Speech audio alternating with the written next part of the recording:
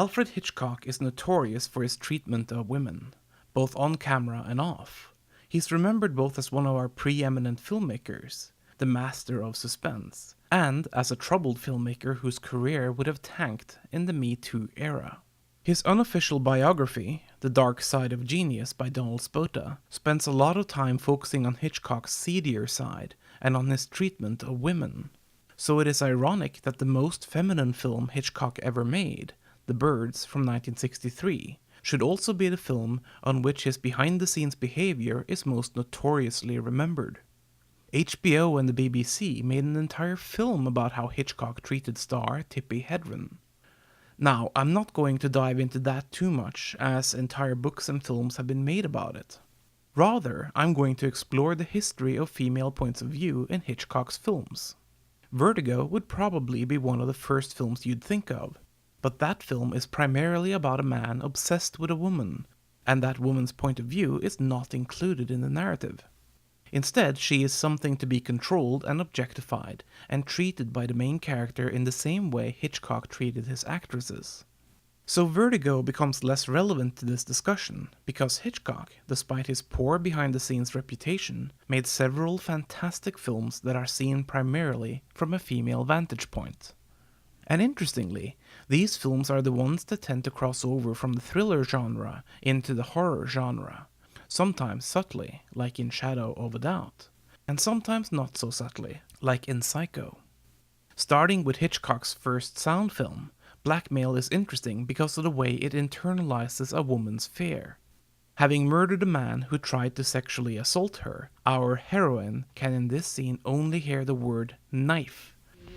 Knife. Knife. Knife. Everything else is blurred out. It was an interesting use of sound, and it showed Hitchcock's talent and willingness to adopt new cinematic technologies to get beneath the skin of his characters.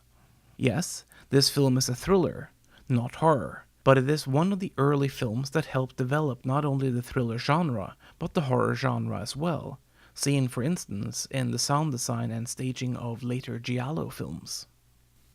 Hitchcock's big American break came with the romantic thriller drama Rebecca, a prestige picture produced by David O. Selznick, he of Gone with the Wind fame, and adapted from Daphne du Maurier's novel. Again, Rebecca is not a horror film, but it is gothic and haunting in a way that reminds me of both previous moody tales and of horror films that have followed it. And make no mistake, the female lead in this film is haunted by the memory of Rebecca, the first and now dead wife of her new husband. Rebecca is a deeply interesting film because of the way it explores its female point of view. It is a film that highlights self-doubt and a sense of not mattering. Alas, something many women can relate to, both through societal pressures and through centuries of being treated like second-class citizens. In Daphne du Maurier's book, this sense of doubt and insignificance is even more on the forefront, to the point where I eventually gave up on reading it. I admit I found the literary heroine to be unbearably whiny. When I complained of this to a female friend, she called me out and said I didn't get it because I'm a guy. Well, guys have self-doubt too, but I guess she's right. Men are frequently told that their voices matter, and women are told theirs don't. So it would make sense that du Maurier, who lived in even more misogynistic times than our own, would write an entire narrative about female angst. But I didn't have a negative reaction to the film. Quite the opposite. Rebecca is a film I dearly love. I felt far more connected to the heroine, who also doubts herself to the extreme, and who is haunted by that doubt. So why is that? I think it is likely because of Hitchcock's directorial choices, as well as Joan Fontaine's interpretation of the character. Together, they somehow managed to circumvent the issue, making the lead character far more accessible to both sexes than she was in the novel. Though at the same time, the film also loses some of the more complex and interesting aspects of the novel, like the fact that in the book, Mr. De Winter actually murdered his first wife. Sick with terminal cancer, the literary Rebecca manipulates Maxim De Winter into killing her. In the film, however, the spiteful and terminally ill Rebecca is revealed to have committed suicide in order to frame her husband for murder. Hitchcock and Joanne Fontaine collaborated again the next year in Suspicion. The plot had Joanne Fontaine marrying a con man, who she soon suspects of planning to murder his friend and business partner. Again, the perspective in the film is primarily female, and it foreshadows later films about dangerous spouses and dangerous lovers and dangerous female fantasies. The idea of a female point of view in a Hitchcock horror narrative finally bloomed with The Excellent Shadow of a Doubt. This is mostly a thriller, but for the first time, I'd argue that one of Hitchcock's films dips its toe into the horror genre. Young Teresa Wright looks forward to her uncle's arrival, played enigmatically by Joseph Cotton, but to her horror, her uncle isn't the swell guy she remembers from her childhood. Instead, he is a ruthless killer and con artist. But how does she convince others of the truth? The film delves deeper into young Charlie's psychological and pre-sexual obsession with her uncle, and the dangers of his true nature. This troubling psychological narrative is what makes the film cross into the horror genre. And the element that specifically brings the story into horror is its female point of view. Why is that? Because women are the fairer sex? Nah, that's a bit sexist. But perhaps we can allow for the reason that women, in general, have more to fear from this world than men, simply because women more often than men are victimized or abused or manipulated by it. And also, women are often shown to be victims in horror cinema, sometimes exploitatively so. I hate making this point, because I'd like to think we've come far enough that we're treating each other more as equals, but one look at women's place in even the most liberal society, and we see that we still have a long way to go. Hitchcock, and for that matter horror cinema in general, often explore stories from a woman's vantage point. I think this is because Hitchcock and horror cinema like taking the side of the underdog, and women, sadly, remain underdogs in society. They are paid less, treated worse, and often objectified. That's not to say that women automatically are victims, or that they are weaker than men. You could argue that because of the adversity they face, they are actually stronger, not because of some inherent feminine quality, but rather because they are forced to be. That brings us to Psycho, where Marion Crane is both a strong woman and a weak woman. She falls victim to male sexual violence, dying for it halfway through the film, and she's paranoid and afraid every moment before that happens. But there's also a strength in her, a will to change her life, to rebel against the sexism of society, and against her boss and his unpleasantly lecherous client. She steals money from them, so she can make a new life with her boyfriend, who's financially under the thumb of his ex-wife. Yes, this is Hitchcock cinema, so it manages to be both regressive and progressive when it comes to women's issues. And that becomes so very clear as the film moves along. From the opening of Psycho until Marion Crane dies in the shower, the film has a total female point of view. We see everything through her eyes.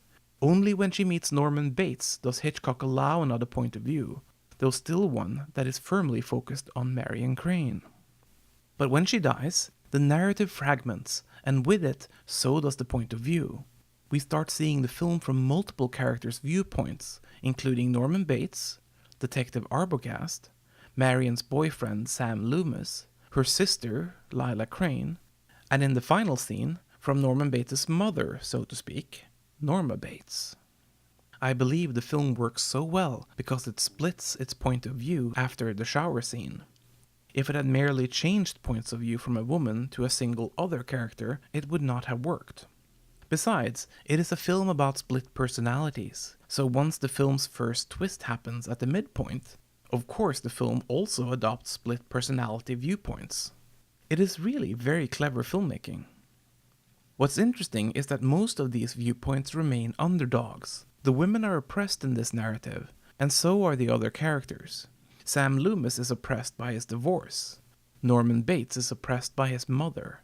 And Arbogast, so much in control, is very much not in control after a short walk up some creepy stairs. It is as if Marion Crane's underdog oppressed nature is transplanted from her and onto the other characters, male and female alike. But the film, despite killing its lead female character, remains a film with a decidedly female point of view, up to and including its final twist ending, where the jealous female domineering side of Norman Bates has taken over completely. To say Hitchcock had issues with women is an understatement, but it made for fascinating and brilliant cinema. Speaking of fascinating and brilliant, Hitchcock's next film, The Birds, is also a landmark horror film. And it is as female as it gets. The entire story unfolds from lead character Melanie Daniels' point of view, from beginning to end. The only other times we get a true different point of view character, it is through another woman. The film takes place in Bodega Bay, north of San Francisco, which is invaded by birds that inexplicably start attacking the locals. Not that anybody believes Melanie when she first tells people. It's ridiculous. But soon enough, chaos is unleashed, much like the chaos Melanie herself unleashed upon the interpersonal relationships of the supporting characters, something she accomplished merely by arriving at Bodega Bay and by being sexually attracted to male lead Mitch Brenner. By the end of the film, Melanie is attacked by birds inside Mitch's house. She goes into a state of shock, and the survivors pile into a car and drive away. The birds remain. There is no real ending, no solution, no conclusion. But it still works so damn well because we are seeing the story through Melanie's eyes. At this point, she has been ravaged by the birds, and off-screen by director Hitchcock, so it makes sense that the plot itself is ravaged and unable to resolve itself. Melanie is trapped in a state of shock, and so is the story. There is no way out for her. She's forever marked by the birds, both in scars of skin and in scars of soul. The film leaves us here, ravaged because we, the audience, join the female point of view of a sexual woman, and that, simply, cannot stay unpunished in a Hitchcock film. Given Hitchcock's complex, contradictory, and troubled view of women, it is fascinating that he tells a story that is so utterly female in point of view. He shows us a broken view of women, with every female character on the brink of some crisis. Melanie is a spoiled and rich party girl with severe mother issues. Jessica Tandy as Lydia Brenner, mother to love interest Mitch Brenner, is deeply lonely and dependent on her son after her husband's death. Suzanne Plachette as Annie Hayworth is Mitch's jilted ex-lover, now doomed to a spinster-like life in Bodega Bay, just in order to still be a part of Mitch's life. It is the only way she can be a whole person. The 60s were a different time. Then there's Veronica Cartwright as Mitch's little sister Kathy, who as a pre-sexual child character is attacked by the birds. Hey! No touching allowed! Birds as a metaphor for nascent female sexuality, perhaps. Veronica Cartwright would go on to first be erased in Invasion of the Body Snatchers, and then metaphorically raped in Alien. She remains one of my favorite scream queens. Let's look at the only significant male character in the narrative, Mitch Brenner, as played by Rod Taylor. He is a perfect man. Handsome, charming, brave, strong, macho, successful, and utterly in control. Because of Taylor's effective performance, you absolutely buy that he's all of these things. In the end, Mitch remains a perfect man, a romantic catch, a Prince Charming there to meet the needs of all the women. Though even he can't protect Tippi Hedren's Melanie in the end. The birds and female sexual turmoil is too strong for him. An interesting thing about Mitch Brenner is that he is so perfect, so put together. He is a romantic prize. Usually, romantic prizes in films are women awarded to men who overcome the narrative. For instance, the manic pixie dream girls of Elizabethtown and Garden State. But does Melanie truly get Mitch? Or is she too destroyed by the end to appreciate her prize? The film doesn't answer the question. I'm not saying Alfred Hitchcock is progressive with the female point of view in his films, at least not by any modern standard. Was he progressive back in the day? Yes and no. Yes, in that he knew how to get a female point of view effectively communicated in his movies. This in an era where women were usually told to play second fiddle to their male leads. Though that certainly wasn't the only narrative. Just ask Barbara Stanwyck, Betty Davis, Joan Crawford, or Katharine Hepburn. But Hitchcock was not progressive in that his own complicated and domineering relationship with women bleeds through his cinema. Ultimately, I can't give any definitive analysis of Hitchcock's relationship with women and how it is unique, probably because I'm not entirely comfortable making a definitive conclusion. As a man, I do have an outsider's perspective on women, and so did Hitchcock, but what is fascinating is that he did approach the female point of view, usually excelling at it, if not as a feminist, then certainly as an artist. And he is notable because he does it in his own very recognizable way. In doing it, he also charts a path from thriller films into horror cinema, with female characters that are increasingly complex, controversial, and compelling. There is an argument to be made that the horror genre is more feminine than masculine, and while I can't back that up with numbers or ultimate conclusions, I believe it is an interesting viewpoint. So, as I refrain from making a conclusion on Hitchcock's female point of view, I'll leave you with this. It was as fascinating as it was troubled, as artistically bold as it was regressive, and as forward-looking as it was stuck in the gender politics of its respective eras. Ultimately, because the issue of sex and point of view is entirely personal, it is up to you. Whether you are male or female or neither or both, what do you think of when you think of Hitchcock and his women? My name is Wolfcraft. You've been watching History of Horror. If you liked this episode, consider sharing and subscribing. And join me next time for episode 12, Year of the Werewolf. I am also an author. My science fiction novel, God of Desolation, is available on Amazon, and my upcoming mystery novel, Richly Drawn, is available for pre-order via inkshares.com. Check them out. Thanks a plenty.